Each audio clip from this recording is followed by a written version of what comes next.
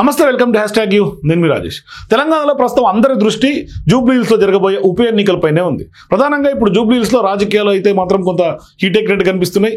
అంటే ప్రతిపక్షాలు, అధికార పక్షాలు రెండింటి మధ్య విమర్శలు ప్రతి విమర్శలు అయితే మాత్రం హై వోల్టేజ్ పాలిటిక్స్ తలపిస్తుంది.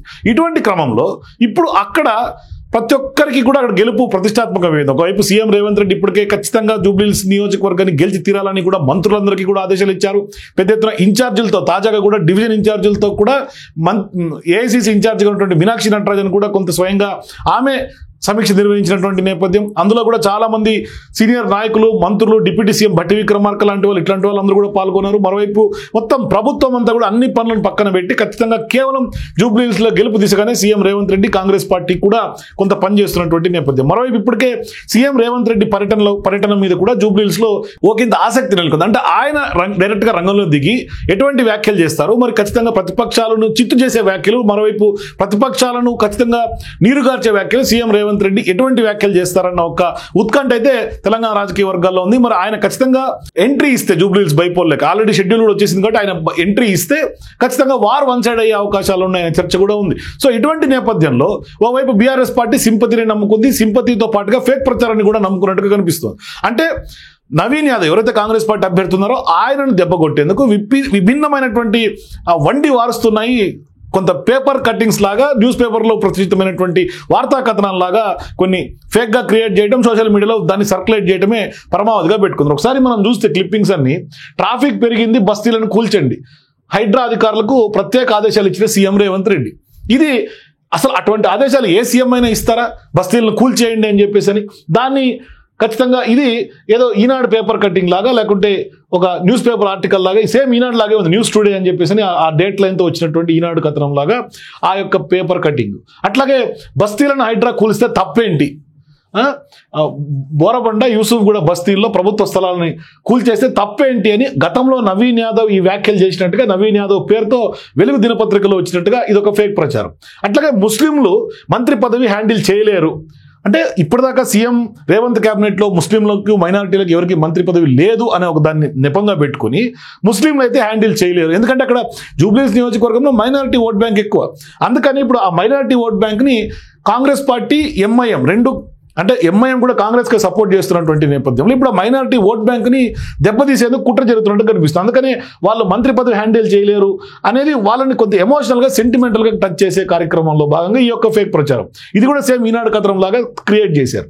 అట్లాగే ఈ మధ్యకాలంలో కోమటిరెడ్డి రాజగోపాల్ రెడ్డి గురించి కూడా తెలిసింది. ఎందుకంటే సీఎం రేవంత్ రెడ్డిని ఆయన వ్యవస్థలో జరుగుతున్నటువంటి లోటుపాట్లను కొంత ఆయన టార్గెట్ చేస్తున్నటువంటి క్రమంలో దాన్ని నవీన్ యాదవ్ ఒక వీధి రౌడీ, రాజగోపాల్ రెడ్డి స్వయంగా చెప్పినట్టు. అసలు కాంగ్రెస్ పార్టీ ఎమ్మెల్యేగా ఉన్నటువంటి రాజగోపాల్ రెడ్డి మరి ఆయన ఎంతసేపటికి మునుగోడు డెవలప్మెంట్ దాని మీద ఫోకస్ చేస్తున్నటువంటి నేపథ్యంలో ఆయన నవీన్ యాదవ్ గురించి, జూబ్లీహిల్స్ గురించి ఎందుకు మాట్లాడుతుంటే ఇప్పుడు ఆయన గురించి ఒక ఫేక్ ప్రచారం. అది కూడా సేమ్ చూడండి, రేవంత్ రెడ్డికి ముస్లింలు అంటే కోపం, అందుకే అజరుద్దీన్కి టికెట్ ఇవ్వలేదు, ఇది చేసినటువంటి ఫేక్ ప్రచారం.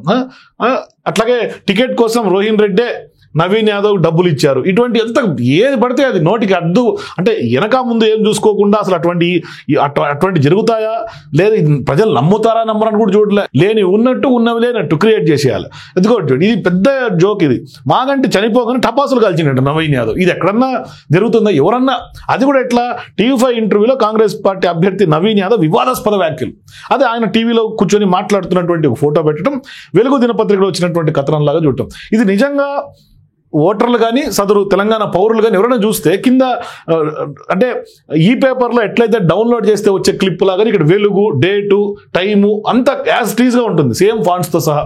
ఈవెన్ ఫాంట్స్, డేట్ లైను అవి కూడా మారవు, మిగతా 4వ పేజీ. అంటే ఇది చూడంగానే ఇది నిజమే కాబోలోని ఖచ్చితంగా బండగా నమ్మేటట్టుగా యాజ్ టీజ్గా ఉంటుంది. అందుకని ఇటువంటి ఫేక్ ప్రచారం మీద కూడా ఎన్నికల సంఘం దృష్టి పెట్టాల్సినటువంటి అవసరం ఉంది. ఇప్పటికే అంటే వస్తున్నటువంటి ఆరోపణల నేపథ్యంలో హైపర్ యాక్టివ్గానే ఎన్నికల సంఘం కొంత జూబ్లీహిల్స్ మీద ఫోకస్ చేసింది. తాజాగా రౌడీ షీటర్లందరినీ కూడా వాళ్ళని బైండ్ ఓవర్ కూడా చేసుకుంది ఆరోపణలు వచ్చినటువంటి నేపథ్యం. అట్లాగే వీటిని కూడా ఖచ్చితంగా ఇటువంటి ఫేక్ ప్రచారాన్ని కూడా తిప్పికొట్టాల్సినటువంటి అవసరం ఉంది.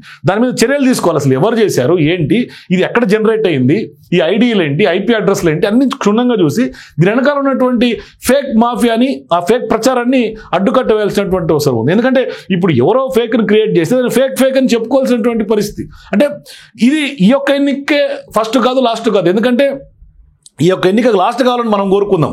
గతంలో జరిగినటువంటి మునుగోడు ఉప ఎన్నికల్లో కూడా చాలా వరకు ఫేక్ ప్రచారాలు పొలిటికల్ పార్టీలు తెరలేపినాయి. అప్పట్లో తెలంగాణలో కాంగ్రెస్ పార్టీ ప్రభుత్వానికి ముందే ఇటువంటి మునుగోడు ఉప ఎన్నికలప్పుడు ఫేక్ ప్రచారం జరిగింది.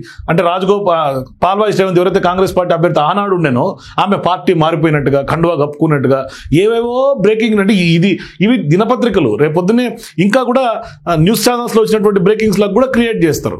అట్లా అంత బరితెగించేశారు. అంటే గెలుపు కోసం ఏదైనా చేసేయాలి అంతే. ఇక ఇది చూడండి, మాగంటి చనిపోతే టపాసులు కాలుస్తారా, అదొకటి.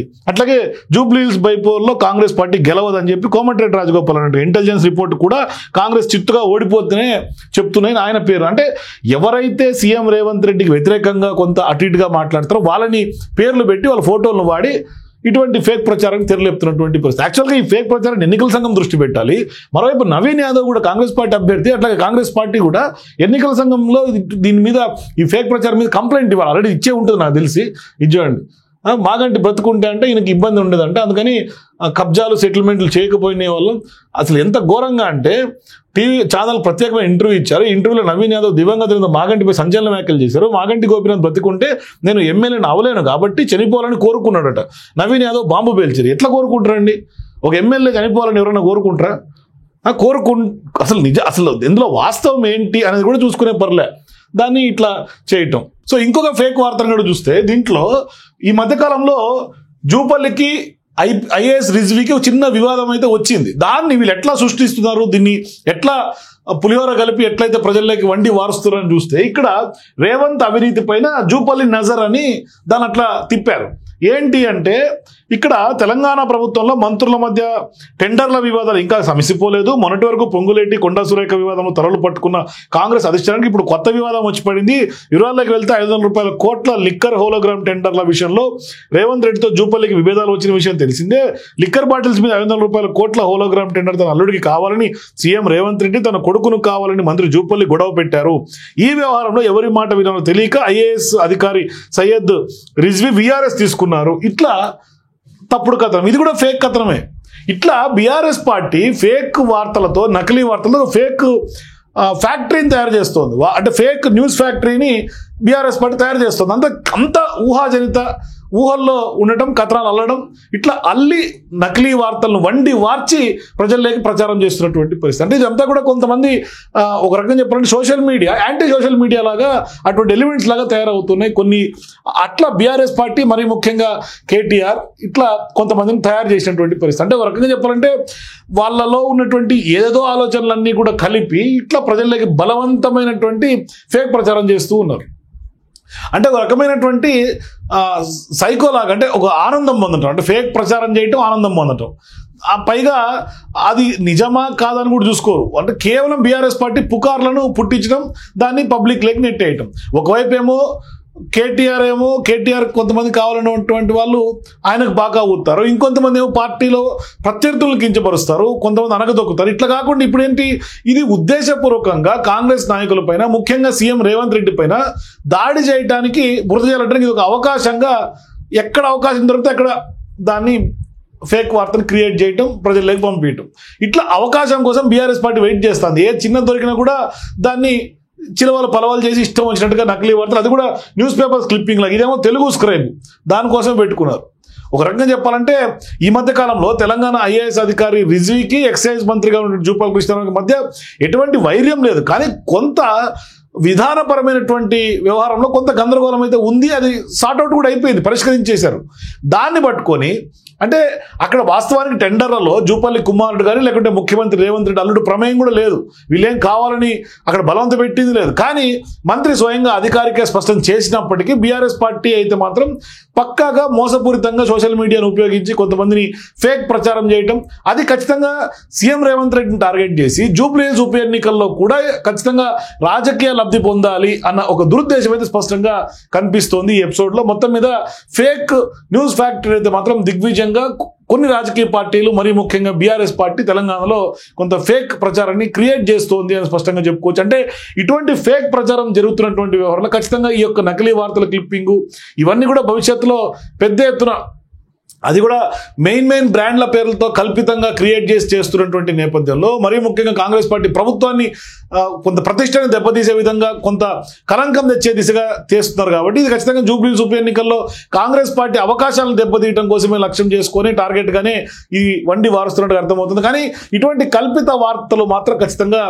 లీగల్ గా యాక్షన్ తీసుకునే అవకాశాలు స్పష్టంగా ఉంటాయి. ఎవరైనా దీని వెనకాల ఉన్నప్పటికీ కూడా అది ఎవరున్నా, రాజకీయ పార్టీ ఉన్నా, ఇంకోరున్నా, ఎవరున్నా అది ఖచ్చితంగా చేసినటువంటి వాళ్ళ ఆట అయితే మాత్రం ఖచ్చితంగా లీగల్ గా యాక్షన్ ఇనిషియేట్ అయ్యే అవకాశాలు స్పష్టంగా ఉంటాయి. అందుకనే ఇప్పటికిప్పుడు యాక్షన్ ఇనిషియేట్ కాకపోయినా భవిష్యత్తులో దీని లీగల్ కాన్సిక్వెన్సెస్ చాలా సీరియస్ గా ఫేస్ చేయాల్సినటువంటి పరిస్థితి అయితే ఖచ్చితంగా ఉంటుంది. మొత్తం మీద ఇటువంటి ఫేక్ ప్రచారాన్ని ఖచ్చితంగా జూబ్లీహిల్స్ లో బీఆర్ఎస్ పార్టీ, గులాబీ పార్టీ నమ్ముకున్నట్టుగా స్పష్టంగా అర్థమవుతుంది. లేదంటే మరి దీని వెనకాల ఎవరున్నారు అనేది కూడా కొంత బయటకు రావాల్సినటువంటి అవసరం ఉంది. సో ఖచ్చితంగా ఆ దిశగా ఈసీ కూడా దృష్టి పెడుతుందని భావిస్తూ సో ఖచ్చితంగా జూబ్లీహిల్స్ బైపుల్లో గెలిచే పార్టీ ఏది, ఎవరు గెలవబోతారు, మీ అభిప్రాయాలు కింద నాకు కామెంట్స్ తెలియజేయండి. For more videos please watch #.